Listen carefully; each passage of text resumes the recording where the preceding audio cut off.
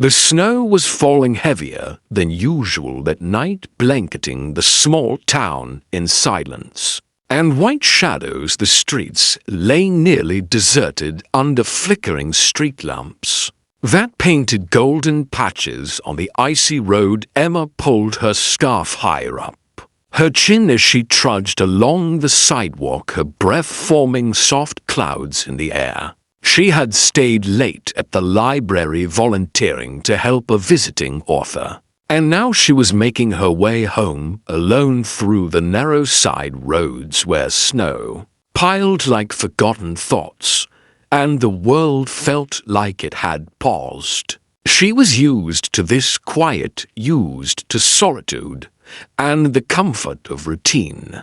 But something in the air tonight made her heart beat. Just a little faster, perhaps it was the wind, or perhaps it was the quiet way the world seemed to be watching her as she walked. She didn't mind the cold much. Her jacket was thick and reliable, her boots waterproof and lined with fur, and she loved winter. She loved how it made everything clean, even the pain of memory softened under a layer of frost. But as she rounded the corner of Parkside Avenue and Sycamore Lane, she stopped in her tracks, because there at the edge of the sidewalk, beside the bus bench, sat a boy no older than 15, hugging himself tightly, his knees pulled to his chest. He wore only a thin sweater and jeans soaked through, and clinging to his skin, his hair damp and sticking to his forehead, his eyes wide with fear and cold. She looked around, saw no one in sight, and her heart twisted at the sight of him. He didn't look up as she approached, perhaps assuming she would pass like everyone else, but she slowed and then knelt beside him, her voice soft and concerned. "Hey, are you okay?" He didn't answer right away, just shivered harder, then nodded a little. But it was a lie. She could see that clearly and feel it in the air around him. "Where are you going?" she asked again, still kneeling close. He blinked, finally turning to face her. His lips were blue, and his voice was barely audible. "I don't know. I missed the last bus, and I don't have anywhere to go." For a second her breath caught as she stared at him. The words were simple, but they struck with the weight of something deeper. She opened her mouth, then closed it, then unzipped her jacket without thinking and placed it around his shoulders. It nearly swallowed him whole, but immediately he clutched it with both arms, pressing it to himself, like it was the only warm thing in the universe. "Thank you," he whispered, still trembling. She sat beside him on the frozen bench, not caring about the cold, for now, watching him carefully. "My name is Emma.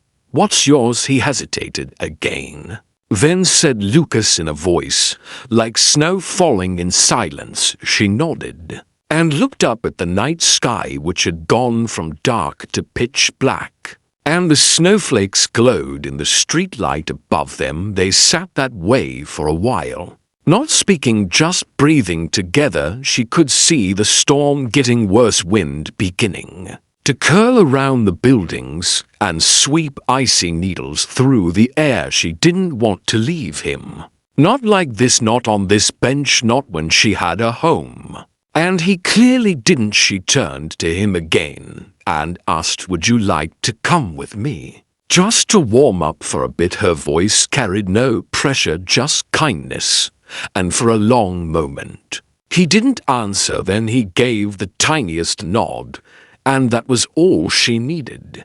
She helped him to his feet. He was light to light and shaky. She placed an arm around him as they walked the rest of the way to her apartment, a small one-bedroom she had inherited from her grandmother, rent-free and filled with books and blankets and quiet. It took them nearly 10 minutes to reach it, and she could feel him leaning more into her with every step. But they made it, and once inside she led him to the couch. wrapped him in another blanket, and turned on the heater. Then she made hot chocolate and handed it to him, watching as color slowly returned to his cheeks. He drank silently and kept his eyes on the floor, as though afraid of looking directly at anything. "Thank you," he said again, his voice steadier, but still uncertain. She smiled and replied, "You don't need to thank me, not yet at least. Just get warm, okay?" He looked up then, and something passed between them, a spark of understanding maybe, or the beginning of a connection that neither of them could quite name. Just yet the night outside raged on, but in that tiny apartment filled with warmth and quiet something had changed, and Emma felt it in her bones. That this night would not be like the others. That this boy was not just a passing moment in her life. And that maybe, just maybe, she had found someone who needed her in a way that mattered more than anything else she had known before. Emma woke early the next morning, the world still draped in snow and quiet. But her apartment felt warmer, not just from the heater humming gently in the corner, but from the presence of someone else in the space. She tiptoed to the couch, where Lucas still lay wrapped tightly in the blanket, his face turned toward the back cushion, his chest rising and falling softly, and she stood there for a moment just watching him, not out of suspicion, but because she couldn't believe that a stranger had entered her life so suddenly and changed the rhythm of her thoughts. She moved to the kitchen, quietly started making oatmeal, and set the kettle on the stove. The clink of metal stirred him slightly, and when he opened his eyes, blinking against the faint light of dawn, she smiled. "Good morning," she said, and he rubbed his eyes before sitting up slowly, still bundled in warmth. His voice was hoarse, but more stable than the night before. "Morning," he murmured, and then added softly, "Is it okay that I'm still here?" Her heart tugged again, and she nodded. "Of course, it's okay. You needed a place to stay, and you're welcome here as long as you need, just until you're back on your feet or figure out where you want to go." He said nothing, but his eyes shimmered, and he lowered his head as if the kindness was too much to carry. She brought him breakfast, and they sat together in silence at the small table, steam rising from their bowls, the world outside slowly waking beneath layers of white. They spoke little, but Emma asked a few questions gently, nothing that would scare him away, just enough to understand where he came from, and slowly, piece by piece, he gave her answers that built a heartbreaking picture he had run away to weeks ago, from a home that didn't feel like one anymore, a stepfather who drank too much, and a mother who had grown too tired to care. He had taken a small bag with clothes and a few crumpled bills and tried to find shelter, but the nights were getting colder and food was getting harder to find, and he didn't know what would have happened if she hadn't stopped last night. She listened without interrupting, without judging, and when he paused and looked ashamed, she reached out, placed her hand gently over his, and said, "You don't have to be alone anymore, not while I'm here." And he nodded slowly, something inside him loosening over the next few days. Lucas stayed. Emma went to work at the bookstore in the afternoons, brought home extra sandwiches from the cafe next door, and introduced him to the small joys of warm soup and soft music and shared stories. At night he began to smile more, and sometimes laugh, a soft, almost secret sound that made Emma's chest ache with quiet joy. She found that her life, which had once been predictable, was now filled with small surprises. He liked to draw, and she bought him a sketch pad. He loved dogs. And she borrowed her neighbor's spaniel for afternoon walks. He didn't talk much about his past, but when he did, she listened like every word mattered, because it did. She had no idea that the boy sleeping on her couch had once belonged to a family that held more money than she had ever seen, that his real father was a tech millionaire who had passed away when Lucas was just a baby, leaving him a silent inheritance that had been hidden in the web of legal battles and guardianship changes that followed after his death. His mother remarried someone who wanted control more than love, and Lucas grew up not knowing the full story, only feeling like he didn't belong somewhere along the way. His name had been buried behind closed doors and his wealth untouched. But fate had strange timing and stranger plans, and Emma had no clue that the jacket she gave was the spark that would unravel it all one night. About a week after that snowy evening, Lucas asked her, "Why did you help me? Why did you stop and give me your jacket?" She thought for a moment, then said, "I don't know. Really, I just saw someone who needed warmth, and I had enough to share." And then she smiled gently. "I think sometimes life puts us in places where we're meant to notice someone." He nodded, staring into the cup in his hands. "I've never met someone like you before," he said, his voice low and honest, and she blushed slightly, not knowing what to say. They sat in silence, but it wasn't empty. It was full of something tender and growing, something unspoken but real. The next morning, Lucas said he wanted to find a way to repay her, and she laughed, not because the idea was funny, but because she truly didn't expect anything from him.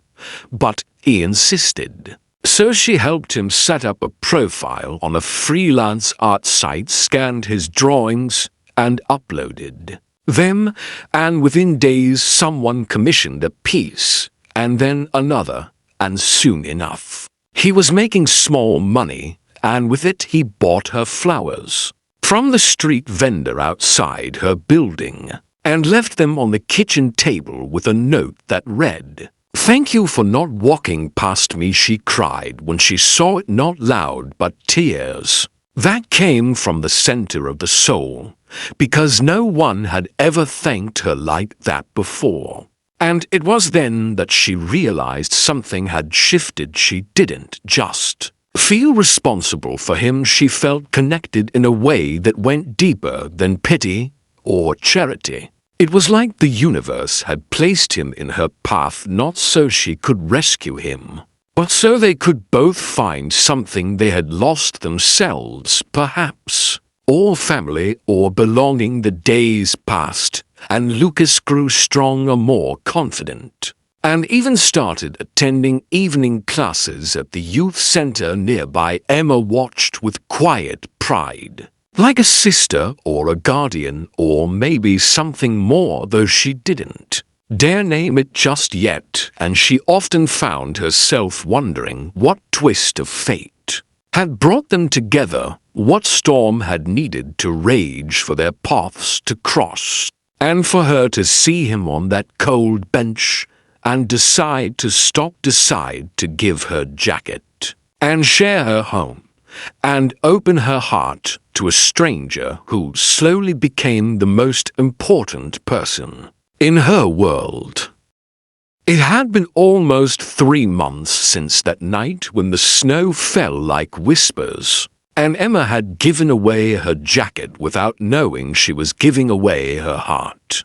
To Lucas was no longer the pale, shivering boy on the bench. He had grown into himself, his shoulders straighter, his eyes clearer, and a kind of quiet fire in the way he spoke and moved and existed. He was still gentle, still thoughtful, but now he had purpose, now he had hope, and it showed in everything he did. His drawings had caught the attention of an online magazine, and then a local art gallery, and when one of the gallery owners invited him to display 3 pieces at a youth exhibit, Emma cried again, not because of pride, though that was part of it, but because she remembered the boy who had not even had a pair of gloves, and now he was holding pencils and pens and brushes, and turning pain into beauty.